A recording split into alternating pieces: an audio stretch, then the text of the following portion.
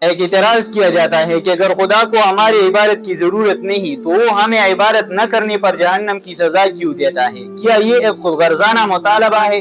آئیے اس کی حقیقت کو ذرا سمجھتے ہیں۔ تو ناظرین، ہمیں یہ سمجھنا ہوگا کہ ضرورت اور حکم میں فرق ہے۔ اگر ایک استاد اپنی شاگرد کو پڑھنے کا کہتا ہے تو یہ استاد کی ضرورت نہیں بلکہ شاگرد کی تکمیل کے لیے ہے۔